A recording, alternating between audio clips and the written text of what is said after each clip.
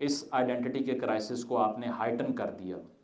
और उससे सबसे बड़ा जो जुल्म किया वो ये किया कि आपकी जो 7,000 साल की तारीख है इंडस वैली सिविलाइजेशन की, जो पहले लोग समझते थे 5,000 की, अभी मॉडर्न रिसर्च आई है कि one of the most ancient civilisations in the history of mankind, जहाँ हम बैठे हुए हैं, सिंतास की जो तारीख है, जो दरियाए सिंध की जो सिविलाइजेशन है वो है। और हमने उसको डिसऑन कर दिया। हमने उन जंजीरों को जो है ना वो हमने तोड़ा, और हमने कहा कि बस आज के बाद हमारा 47 से पहले कोई लेना देना नहीं है। एक नई कौम उठ गई है कहाँ से, और इसकी कोई रूट नहीं है, इसकी कोई हिस्ट्री आपने रीलोकेट नहीं करनी हिंदुस्तान के अंदर या किसी और जगह पे। तो अगर एक कौम से उसकी तारीख छीन लोगे तो उसका फ्यूचर भी छीन जाता है। तो छोटों प्यार और बड़ों को नमस्कार, मेरा नाम है गौरव और आप लोग देख रहे हैं फिर से हमारा यूट्यूब चैनल द भारत, जिसमें कि दोस्तों आज मैं आप लोगों के लिए लेकर के आया हूँ फिर से एक बहुत ही बेहतरीन सा वीडियो, जिसमें कि आप लोग देखने वाले हैं कि यार पाकिस्तान के एक बहुत बड़े इंटेलेक्चुअल है, इनका नाम है सैयद मुजम्मिल हुसैन। मैं शायद से उनका नाम गलत बोल रहा हूँ, पर यार इस आदमी के जैसा मैंने पाकिस्तान में एक भी जो है वो यार बुद्धिमान व्यक्ति नहीं देखा। इनकी जो है वो नॉलेज बहुत ही अच्छी है। इन्होंने खासकर एक बहुत ही ज्यादा एक वायरल बयान दिया है, जिसमें कि ये कह रहे हैं कि नेहरू एक तरफ जो है वो भारत में बना रहे थे आईआईटी आईएम, और हमारे साइड में जो है वो मोहम्मद अली जिन्ना भुट्टो ये बना रहे थे लश्कर तैयबा और लश्कर और पता नहीं क्या क्या, आप लोगों को तो पता ही है इनके नाम है, लश्कर तैयबा, अलकायदा, ये लोग बना रहे थे। तो यही है डिफरेंस हमारे इंडिया और पाकिस्तान में। ये पूरी की पूरी बयान जो है वो पहले तो चलिए हम लोग देख लेते हैं, फिर बाद में हम लोग जो है इसके ऊपर में एक डिटेल बात इसको करने कोई वाले जवाब हैं। नहीं है, ठीक है, ये अंडर पासिस पे लिखा होता है। हाँ, इसके अलावा हम ये भी सुनते हैं ताक क़यामत रहने के लिए बना है। भाई 51% पहले ही टूट चुका है, उठ जाओ सो के अब, ठीक है। अभी तक आपको वही चीज़ें सेलेबल हैं जो दोबारा से पॉपुलिस्ट आके बेचता है, आपको पसंद आ जाती हैं। तो फिर 80s में रियासत ने सोचा कि अब हमें नई मिथ बनानी चाहिए, क्योंकि वो वाली मिथ तो ख़राब हो गई। जो मिथ हमने पहले बनाई वो तो नहीं चली, आधा मुल्क तो ख़त्म हो गया उससे। तो फिर उन्होंने ये मिथ बनाई कि सारी एथनिसिटीज़ को अंडरमाइन करो और पाकिस्तानियत की एक नई फेथ बेस्ड डेफिनेशन लेकर आओ, जिसका इस्लामाबाद से जो नज़रिया आए और जो आप सबको बताए कि किसने किस किस्म का इस्लाम प्रैक्टिस करना है, कितना फेथ को किस लिहाज से इंटरप्रेट करना है, इंटरप्रिटेशन क्या होगी, वो सारा उन्होंने बताना है। इवन अगर आप जो रियासत मदीना की बात करते हैं, आप मदीना का कॉन्स्टिट्यूशन पढ़ें, उसके अंदर ज्यूज़ को भी पार्ट ऑफ उम्मा लिखा हुआ है। Even Jews were the part of the Medinite state.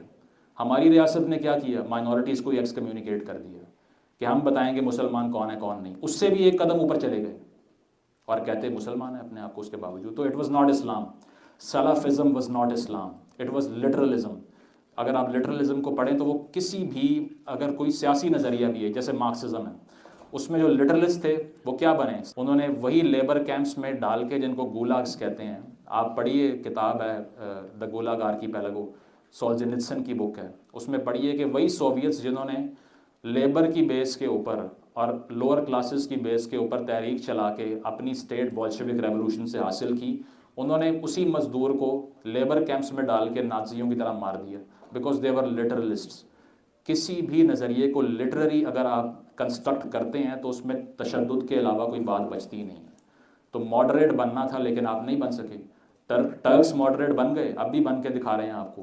उन्होंने आपको अर्तुगरुल भी बेच दिया, वो साथ साथ के मालिश भी हैं, ठीक है। और आप उनकी अभी इंस्टाग्राम पे जाके कहते हैं कि हलीमा बाजी को शर्म करें, क्या पहना हुआ आपने।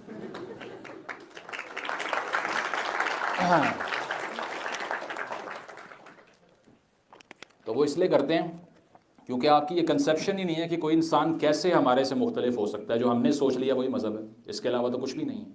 जबकि आप उन्हीं अरब से जाके पूछें कि आपकी औकात क्या है, एक इशारा तोड़ने पे चपेड़ मारते हैं आपको और अंदर डाल देते हैं, और कोई निकालता नहीं है जेल से आपको सालों तक। वहाँ पे आपको थर्ड रेट सिटीज़न समझते हैं। जिन कुफ़ार को दिन रात बददुआएं देते हो, वहाँ 5 साल बाद ग्रीन कार्ड भी मिलता है, गोरी से शादी भी हो जाती है, घर भी आ जाता है, करियर भी बन जाता है। अपने मुस्लिम उम्मा के भाइयों के जाकर बैठे ममालिक में 20 साल बैठे रहोगे, ना सिटीज़न मानेंगे आपको, ना कोई राइट देंगे आपको। ये आपका पैन इस्लामिज़म और मुस्लिम आइडियोलॉजी थी, जिसको दुनिया भर में आपके अलावा कोई मानता ही नहीं है। उसकी वजह यह है कि आपको सिर्फ बिक सकती है ये, और किसी को नहीं बिक सकती। तमाम ममालिक दुनिया के इकट्ठे होकर मुसलमानों के 1.5 से 2 अरब की आबादी है, 0.7% बजट सिर्फ देते हैं यूएनओ को, और कहते हैं फ़ैसला हमारे फ़लस्तीन का और कश्मीर का करके दो। भाई आपके पल्ले क्या है, कितने पैसे दिए हैं उनको, या फिर पावर ऐसे ट्रांसलेट होती है? क्योंकि पावर की तो आप लोग रिस्पेक्ट है ही कोई नहीं, आपको पता ही नहीं कि इंटरनेशनल सिस्टम में सिर्फ और सिर्फ पावर ऑपरेशनलाइज होती है। खैर, coming back to the point, तो 80s में ज़िया साहब ने लिटरेचर को बदलना शुरू किया, और वो पहली दफ़ा था। उससे पहले भी मोहम्मद बिन कासिम साहब का नाम आता रहा है बहुत जगह पे लिटरेचर के अंदर, लेकिन उसके बाद तो रियासती बयानिया ये बन गया कि पहला पाकिस्तानी 712 में आया था इधर। आप तो बेवकूफ़ हैं, 1947 की बात कर रहे हैं, ये तो बहुत पहले की बात है। तो वहाँ से पाकिस्तान की एक नई हिस्ट्री बनाई गई, और उसमें सारी एथनिसिटीज़ को, बेशक वो पश्तून है, बेशक वो बलोच है, या कोई भी है, वो सेकेंडरी हो गया, और एक नेशनल आइडेंटिटी आर्टिफिशियली क्रिएट की जाए, जिसने तमाम जो फसाद की जड़, जिसको आज का पाकिस्तान हम कहते हैं, तो जिसमें लोग कहते हैं भुट्टो ज़िंदा है, नहीं, हम कहते हैं ज़िया ज़िंदा है। ठीक है, इसके अलावा जिन्ना साहब का नहीं, ज़िया साहब का पाकिस्तान है, क्योंकि वो रॉट जो सारा है उसकी बुनियाद डालने वाले वही इंसान थे जिन्होंने इस एथनिक जो क्लेंजिंग है या फिर जो फ़िरका वाराना फसादात हैं उसकी बुनियाद रखी, और उसमें कानून शहादत हो या दीगर ऑर्डिनेंसेस हों। एक इतना इन्फेमस केस हुआ कि एक ऐसी खातून जो नाबीना है उसका रेप हुआ, और वो प्रोड्यूस नहीं कर पाई एविडेंस कोई, उस पर जना का पर्चा करके जेल में डाल दिया उसको। अमेरिकन प्रेसिडेंट ने कहा व्हाट अ बारबरस नेशन। किस कदर जाहिल कौम है कि ये कर क्या रहे हैं, हमें समझ नहीं आ रही। सहाफ़ियों को खुलेआम कोड़े मारना, अखबार सुबह सुबह पहला सफ़ा काला आया करता था क्योंकि सेंसर हो गया, कुछ नहीं कह सकते आप। इसके अलावा वही जो रेडिकल्स हैं उनको पैसे दे देकर हज़ारों, जब नेहरू ने वहाँ पर यूनिवर्सिटियाँ जो बनाई जिसमें IIT भी है या दीगर इंजीनियरिंग यूनिवर्सिटीज़ हैं, वही से दुनिया भर के जो आज गूगल के और माइक्रोसॉफ्ट के और यूट्यूब के जो CEOs निकल रहे हैं वो नेहरू की बनाई हुई यूनिवर्सिटी से निकल रहे हैं, और हमारी जो एक्सपोर्ट है वो ज़िया साहब की बनाई यूनिवर्सिटियों से निकल रही है, जो दुनिया भर में जाके फटती फिर रही है। ये एक्सपोर्ट है। तो खैर, ये सारा कुछ देखते हुए जो आइडेंटिटी थी उसकी एक रीडेफिनेशन हो गई, और आइडेंटिटी ये बन गई कि अब से सऊदी सलाफिज़म हमारी आइडेंटिटी है। तो उसमें बाकी सारी ट्रेडिशन चली गई बैकड्रॉप के अंदर, और हमने अपने आप को सऊदी बना लिया और हमने कहा कि हम ये हैं। बाकी सारे मुसलमान ममालिक में जो मेजॉरिटी थी, जो प्रैक्टिसिंग भी थे, वो अपनी एथनिसिटी को भी इंटैक्ट रखते थे, क्योंकि शनाख्त जो है उसकी मल्टीपल लेयर्स होती हैं। सिर्फ फेथ भी एक पार्ट होता है शनाख्त का, लेकिन अगर आपसे कोई पूछता है कि आप कौन हैं, तो पहले आप कहेंगे मुसलमान, उसके बाद पाकिस्तानी, फिर पश्तून भी कह सकते हैं, बलोच भी कह सकते हैं। इससे मुराद ये है कि आपकी मुख्तलिफ और सेवरल आइडेंटिटीज़ हो सकती हैं, रियासत ने कहा नहीं हो सकती, सिर्फ एक रखनी है, बाकी सबको भूल जाओ, पाकिस्तानी बनो, सबको एक अच्छा पाकिस्तानी होना चाहिए। तो उस पर आपने आवाज़ों को बंद करना शुरू किया, तहरीकें जन्म ली, 70s के अंदर आपने वहाँ ऑपरेशन किया जो आज तक तहरीक चल रही है, और उसके बाद में इस आइडेंटिटी के क्राइसिस को आपने हाइटन कर दिया।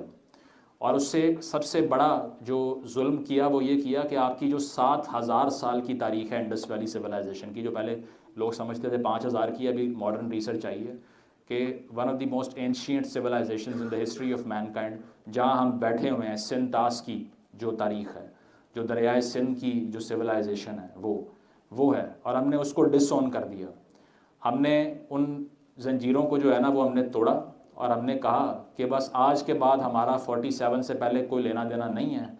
एक नई कौम उठ गई है कहाँ से, और इसकी कोई रूट नहीं है, इसकी कोई हिस्ट्री आपने रीलोकेट नहीं करनी हिंदुस्तान के अंदर या किसी और जगह पे।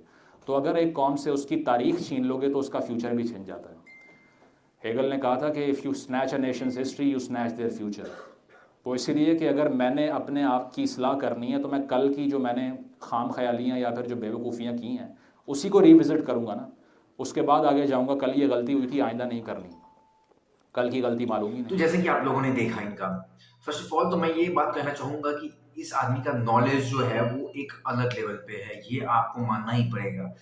ये बहुत ही ज़्यादा एक इंटेलेक्चुअल आदमी है, और इनका जो हर एक बात था जिसमें कि आप फैक्ट ढूंढ सकते हैं, हर एक बात में पाकिस्तान का जो मेन आप बोलेंगे नींव ही डाला गया गलत। पाकिस्तान तो इन्होंने बना लिया पर इनको पता ही नहीं था। जी हाँ दोस्तों, 1947 में जब पाकिस्तान बन गया तो हमारे यहाँ पे जो द टाइम्स ऑफ इंडिया है उन्होंने एक कार्टून छापा था जिसमें कि मोहम्मद अली जिन्ना और पाकिस्तान के जो टॉप के जो लीडर्स थे उस टाइम के मुस्लिम लीग के, उनको दिखाया गया था कि we got what we want but we don't know what to do with this. So इस तरीके का कार्टून 1947 में बनाया गया था और यही आप देख के आपको समझ में आ रहा है कि क्या हालत हो गया है पाकिस्तान का, क्योंकि इन लोगों के पास जो है वो एक फ्रेम ऑफ माइंड ही नहीं है कि ये देश को चलाना कैसे है। फर्स्ट ऑफ ऑल तो ये आप समझ लीजिए एक ऐसा कंट्री है जो कि एक इस्लामिक कंट्री भी है और एक रिपब्लिक भी है। ये हो कैसे सकता है? या तो वो एक इस्लामिक कंट्री हो या तो सिंपल से एक रिपब्लिक हो, जैसे हमारा इंडिया रिपब्लिक है तो वह है सिंपल सा। ये हमारा कोई हिंदू राष्ट्र नहीं है, कोई मुस्लिम राष्ट्र नहीं है, ये एक रिपब्लिक कंट्री है। ये एक ढांचा होता है किसी भी कंट्री का। और पाकिस्तान का तो आप देख ही रहे हैं क्या हाल है। ये आधे तीतर भी है, आधे बटेर भी है। इनको इसी के कारण जो है वो इनको ये हालत आज देखनी पड़ रही है, क्योंकि इन लोगों ने जो है वो कभी भी लॉन्ग टर्म सोचा ही नहीं कि क्या होने वाला है आगे। और सबसे बड़ी बात ये है कि इनका जब तक ये जो इनका जो पंजाबी जो है वो जब तक हावी रहेंगे इनकी पूरी कंट्री के ऊपर में, तब तक यही होने वाला है। क्योंकि पंजाबी अपने आप को मानते हैं कि हम जो है वो एक अलग रेस के हैं, हम लोग एरियन रेस के हैं, हमारी जो है वो क्षमता अलग है, हम लोग अल्फा मेल हैं। तो लोग अपने सामने में किसी को नहीं मानते। इसी वजह से जो है भाई 1947 में आपको पता ही है पाकिस्तान का 2 टुकड़ा हो गया था, क्योंकि भाई वो इंडिया ने नहीं किया था कुछ भी, इन पाकिस्तानियों के कारण ही हुआ था। इन्होंने जितना ज़्यादा अत्याचार किया था बांग्लादेश पे, शेख मुजीबुर रहमान पे, उसी का कारण है कि एक देश बना था 1971 में बांग्लादेश, इन्हीं लोगों के कारण। और इनका जो है वो टू नेशन थ्योरी वहीं पे समाप्त हो गया है क्या? क्योंकि भाई आपको ये बताओ कि पाकिस्तान से बांग्लादेश क्यों निकला? वहाँ पे तो आप एक ही धर्म के थे, फिर भी 2 अलग कंट्री बने, क्यों बने? और मैं तो भाई एक बात कहना चाहता हूँ आप लोगों से, भले ही आप लोग मेरे इस बात से एग्री करें या फिर ना करें, कि यार ये लोग जो हमारे यहाँ से चले गए ना, ये बहुत ही ज़्यादा अच्छा हुआ। इसी के कारण जो है हम लोग इतना ज़्यादा अभी डेवलप कर पा रहे हैं, आने वाले टाइम में और भी बहुत ज़्यादा डेवलप करने वाले हैं। अगर ये लोग रहते तो शायद हम लोग इतना अच्छा नहीं कर पाते, ये मैं मानता हूँ। क्योंकि ये लोग हमेशा देश में जो है वो केओस, एक अराजकता की माहौल जो है वो देखने को मिलती है इन लोगों के कारण, और हमारा देश कभी भी स्टेबल नहीं रह पाता। ये तो आप मानो या फिर ना मानो, पर ये हालत तो होना ही था। तो कहते हैं ना, गीता में एक सार है कि जो कुछ भी होता है वो अच्छे के लिए होता है। आप ये मत देखिए कि अभी जो आपके साथ हुआ है ये आपको शायद खराब लग रही है, पर अगर आप लॉन्ग टर्म में देखेंगे तो आपके साथ जो है वो कदम आपको एक बहुत ही ज़्यादा फ़ायदा देने वाला है। और 1947 में जो हमारे देश का विभाजन हुआ तो सबको बहुत खराब लगा, पर अभी आप अच्छे नज़रिए से देखिए कि उसका क्या कारण है और हम लोग कहाँ पे पहुँच गए हैं और आने वाले टाइम में कहाँ पे जाने वाले हैं। तो मैं तो भाई ये भी कहता हूँ कि जो होता है वो अच्छे के लिए ही होता है। तो होप करता हूँ कि ये वीडियो जो है वो आप लोगों को पसंद आई होगी और अच्छी भी लगी होगी। तो मिलते हैं अगले वीडियो में, तब तक के लिए गुड बाय, जय हिंद, वंदे मातरम और अपना बहुत-बहुत ख्याल रखिएगा।